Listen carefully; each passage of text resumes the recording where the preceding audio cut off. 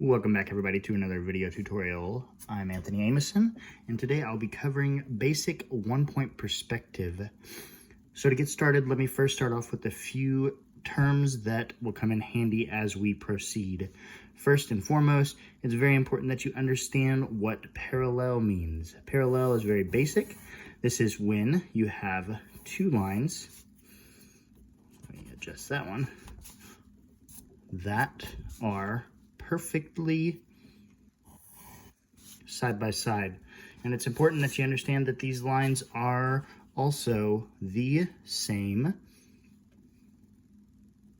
height or width apart. And so there we go. Everything looks good here. So this line is completely parallel to this line. That's really important whenever we are doing perspective, because that's something we're going to be doing a lot in one-point perspective. In perspective, it is also extremely useful to always understand the vanishing point. That is the point in which all lines go back into space to. It's also important that I understand that my vanishing point needs to be a single dot. I don't want a scribble dot, because this would become a cluster of dots together. I need a single place for all of my lines to go back to. So let's go ahead and get started. Today I'm just going to draw a basic room in one-point perspective, maybe in the likes of Vincent van Gogh and all of his room studies. So to begin, the very first thing I like to do is keep it really simple. Draw a single dot in space. Make sure that you can see that dot and that you are comfortable with where it's at.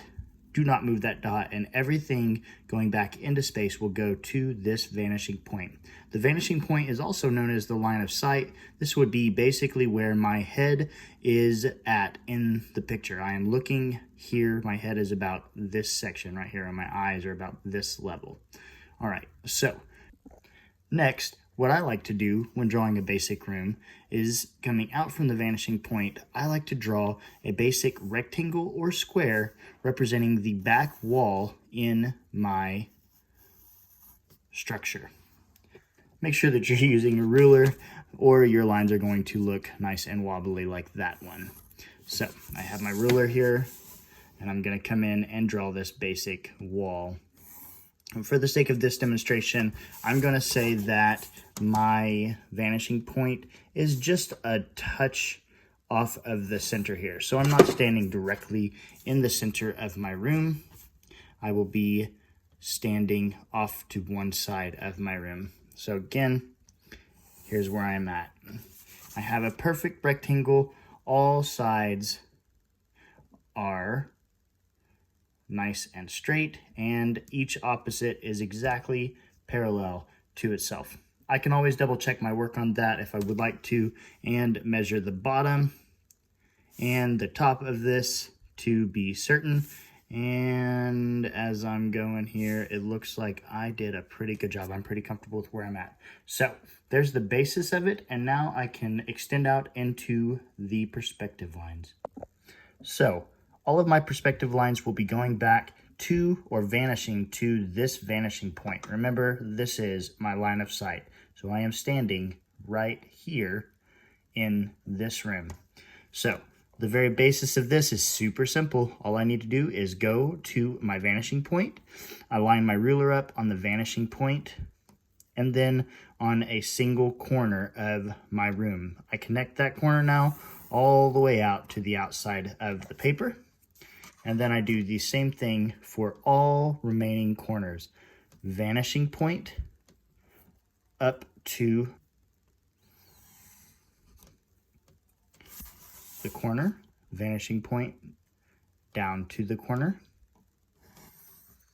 And it's important to take note that I'm not drawing a line from the vanishing point all the way to the corner and then all the way through. I don't want to have to erase all of that later on. So what I do is I line up my vanishing point here and my corner, and once I'm happy with that line, then I go ahead and go straight to my corner, not through the wall here. I go straight to my corner and then line out. And as you see now, I have a room. It's kind of an interesting room here. This wall is closer to me, so it is in a stronger perspective.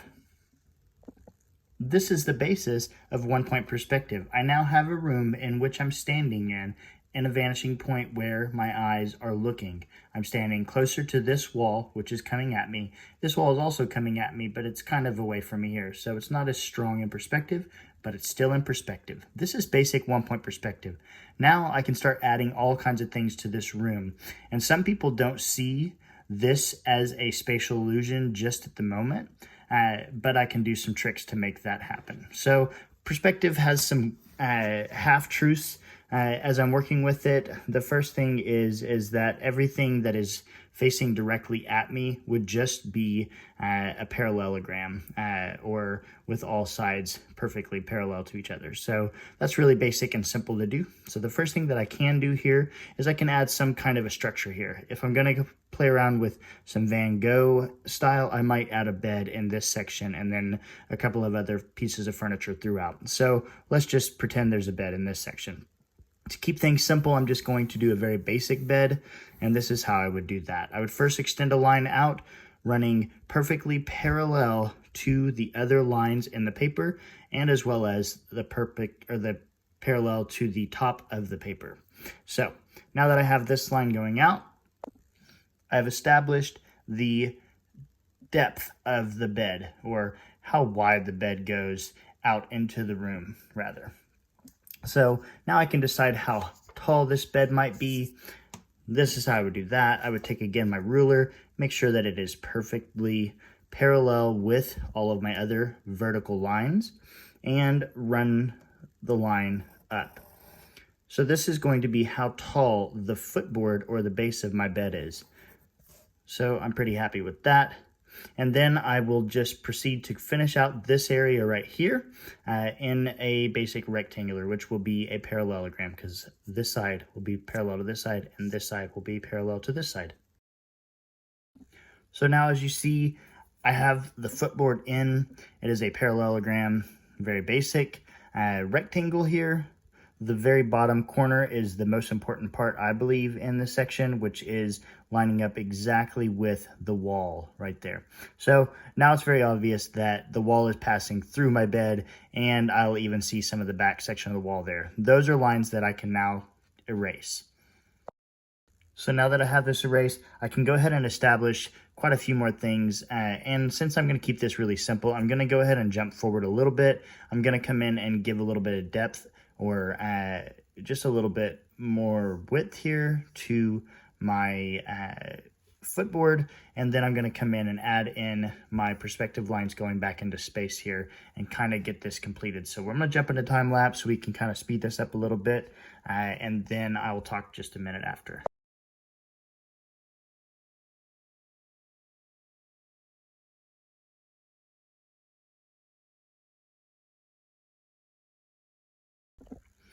So here we have the basic bed in perspective. This is a little bit stronger perspective than Van Gogh's, so we're definitely a lot closer to the top of this bed. So I can only see just a tiny touch of the actual bed itself. I have my footboard going back into space to my headboard, and here's the most important thing. If it's going to be in perspective, the lines going back into space have to go to the vanishing point. No matter how uncomfortable that line may be to draw, how steep it may be, or how flat it may be, it has to go back into space to this vanishing point. So in this example, I have 1, 2, 3 sections going back into space to perspective here. I went ahead and added a little bit of depth to my head or my footboard, and so you can see that I have 1, 2, 3 little lines going back into space as well. And then the rest of this is just a basic rectangular parallelogram. So this vertical line is parallel to everything in the room. This vertical line is parallel to everything in the room, and all of my horizontal lines are parallel to all horizontal lines in the room. So very important that you understand that as it goes back into space, it's going to the vanishing point. If it's not going back into space, if it's just setting in the room facing me, then that will be a basic geometric shape. So I'm going to add a couple more things here, and we'll talk just a second more after, and then this will be a wrap.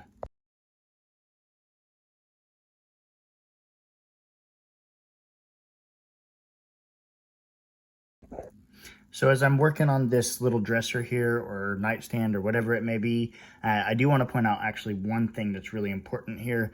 You can see this little tell that I left here after I erased out the wall and all of these things. This tell is left because I don't really like to spend time focusing on the measurement of each of these lines going back into space. I just like to freely draw them and then focus later on drawing my parallel lines as I go through. So these vertical lines are nice and parallel, so that's where I'm at and that's why I'm happy. I went ahead and left this tell there, and then I can just erase this out afterwards. So I have the illusion of space happening because all of my lines are going back into space here to my vanishing point, and my wall or my object looks nice and parallel.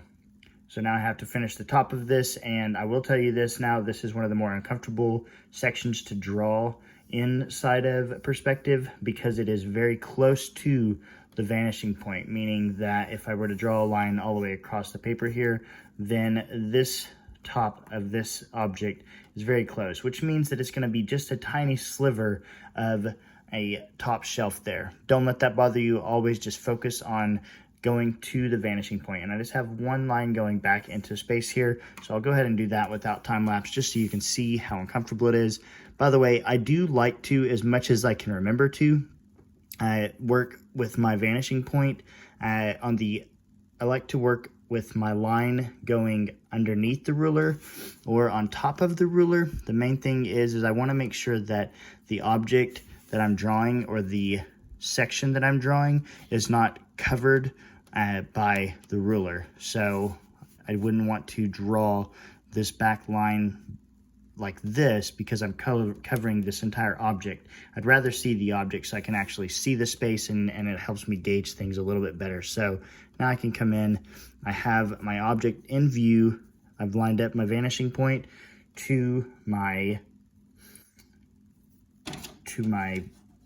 object there, and I can draw in my line there. So again, this is a situation where there's going to be a tell, but I'm going to erase that out. So the most important thing is this now. I've done my vanishing point, so I need to come in and get my horizontal line and make sure that I just slide that straight up here to the top of this. This is a situation where I could cover up this section and or the actual object and just go from the corner in here, or it may be a situation where I cover the tell of that vanishing point line and I go ahead and draw in my line like this.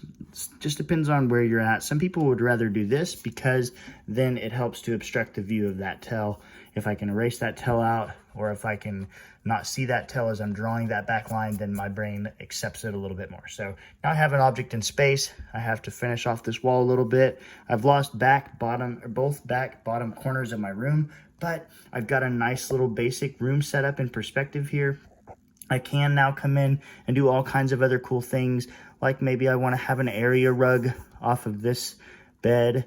And again, I'm just going to kind of push it in there really quickly, and it's going to be a little bit sketchy here because I'm trying to speed this up a little bit. But now I have a basic area rug. I could add photos to the wall, which are going to also be in perspective as well. Make sure that you're using a ruler here. It's going to make your life so much easier, because if you don't, then you're going to run into what I just ran into, which was my lines not actually going back into vanishing point. So now I have a basic picture that I can focus on. There it is. It's a nice picture on the wall. Everything looks pretty nice here. I can add color to this. I can do all kinds of cool things to it. This is yours to work with. I hope that was helpful, and you guys have a fantastic day.